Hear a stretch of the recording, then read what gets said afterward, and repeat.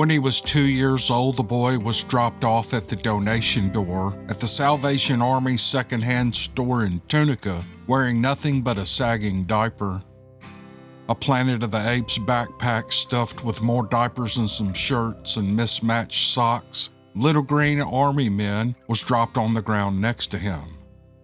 Then a hungover woman banged a scabbed fist on the metal door, and a hungover man blew the car horn, and she ran around and got in as the child watched with a docile expression.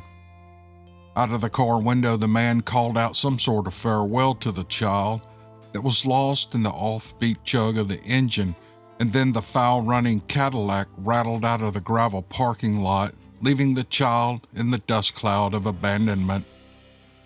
The door opened and two women in matching red Salvation Army T-shirts stared down at the boy. Then they looked into the parking lot at the still lingering cloud, out into the gray morning sky, and they glanced at each other, and then one said, "I guess we're going to have to hang a sign next to the one that says no mattresses, that says no youngins." The other woman lifted the boy and held him up beneath his arms as if to make certain that he was made of actual flesh and bone. And when she was satisfied, she hugged the child close and rubbed her hand across the back of his head. She said, "I pity those who have to live behind me in this weary and heartless world." The police were called, and while they waited, the women washed the boy in the bathroom sink with paper towels and hand soap. The filthy feet and filthy hands, and the diaper was 2 changes past due. After they had wiped him clean and filled the trash can with dirty paper towels, the boy stood naked and fresh on the smooth concrete floor of the bathroom, and they admired his innocence and beauty. He was then dressed in a new diaper and a Spider-Man shirt taken from the rack in the kids' section. The boy did not cry, did not talk, but instead sat satisfied between the women on a tweed sofa marked $15, as if he had already decided that this was his new home and that he was better off. He was better off, but this was the beginning of a childhood spent in the company of strangers. The next 10 years saw him move from one Delta town to the next. 4 foster homes, 2 group homes, 5 different schools, a handful of caseworkers, teachers whose names he could not remember, and then stopped trying to remember because he knew he would not be in their classrooms for long. The steady and certain build of restlessness and anxiety in this child, who was certain neither where he had come from nor where he was going. When he was 12 years old, the assistant director of the group home told him to gather his things. Again. He sat on the bench seat of a white van with a home logo on the side, and he watched the fields of soybeans and corn stalks with sullen eyes as he was driven from the sleepy, brick street town of Greenwood to his 5th foster home.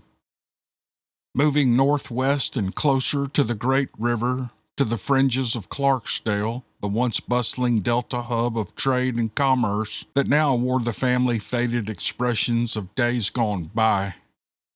His eyes changed when the van pulled into a dirt driveway that led to a 2-story home, a white antebellum with a porch stretching across the front on the bottom and top floors.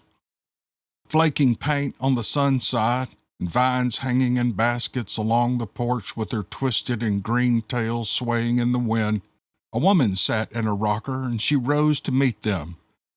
She wore work gloves and she pulled them off and tossed them on the ground as she approached the van, as if readying herself for whatever may climb out.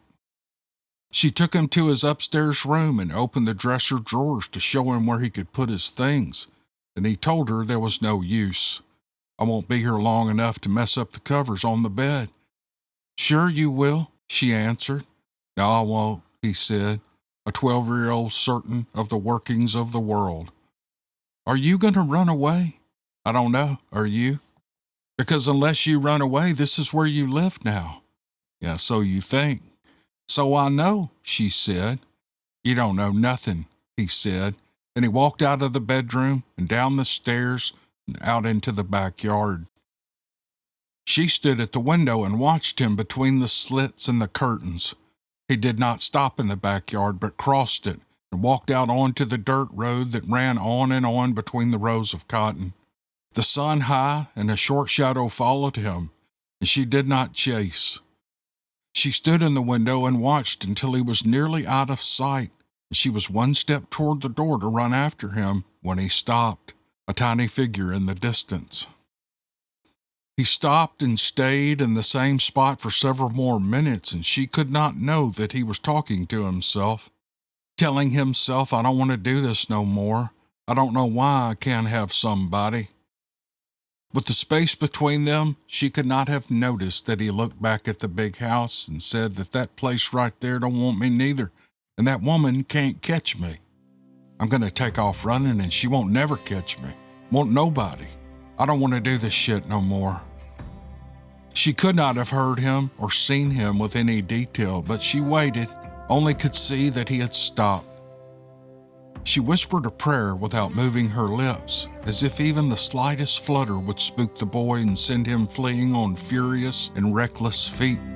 And he stood still, talking to himself, and she stood still, whispering a quiet and motionless prayer.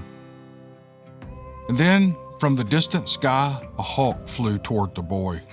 It flew low, and its wings were spread wide, and when it reached the vicinity of the boy, it swooped and seemed to hold there out in front of him, begging the boy to admire its eloquence, begging the boy to notice something other than himself and his troubles, begging the boy to think of something other than running from that woman.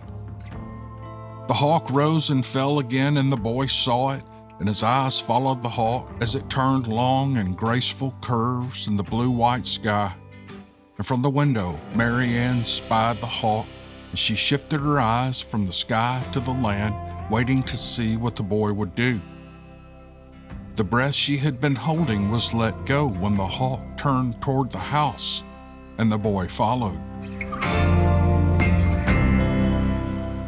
All right, I didn't want to ruin that by giving you a preface to what this was. What I just read was the prologue from a book called The Fighter, written by Michael Farris Smith. I read this with permission from the author. I thought about reading the first 2 or 3 chapters of the book, but I don't know. I'm gonna share my heart with you here. I envy this man's way with words and prose and the way he writes and the way he describes scenes and emotions.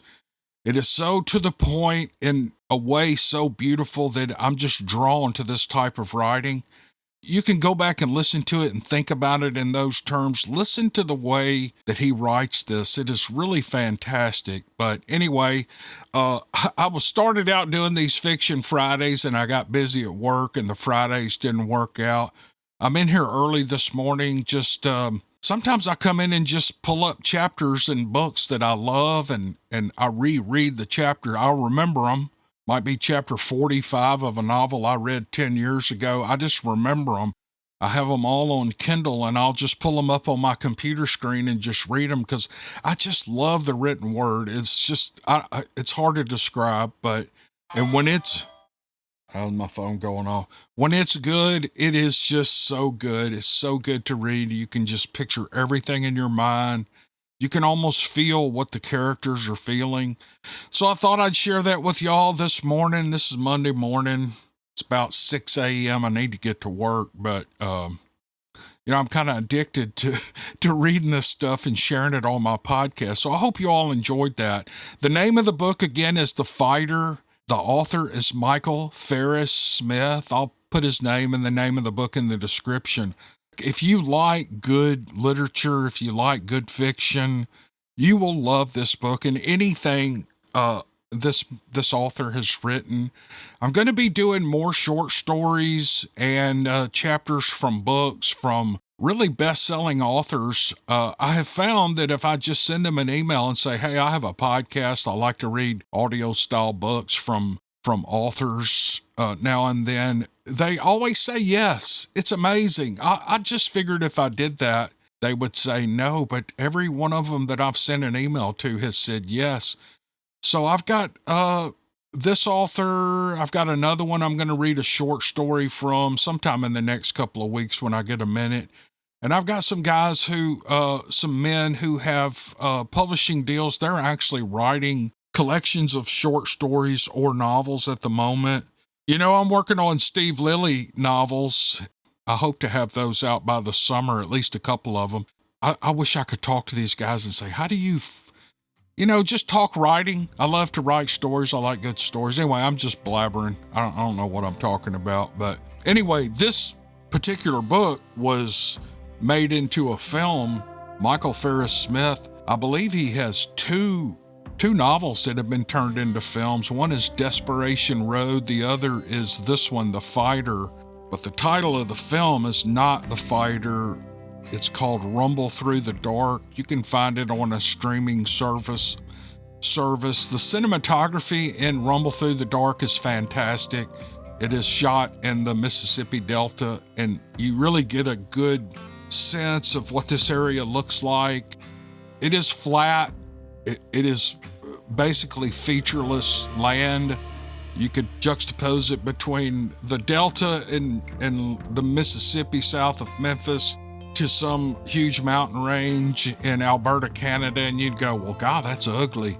But to people who live here, it's beautiful, and we love it, and we love this area. And so you get a good idea with the cinematography, what the landscape looks like, and I think the actors did a pretty good job in it of displaying and depicting a little bit how, the underlife here is in North and Central and South Mississippi and the Delta. But okay, I've been talking 5 minutes about this, and I haven't really said a thing, but check out the book, check out the movie.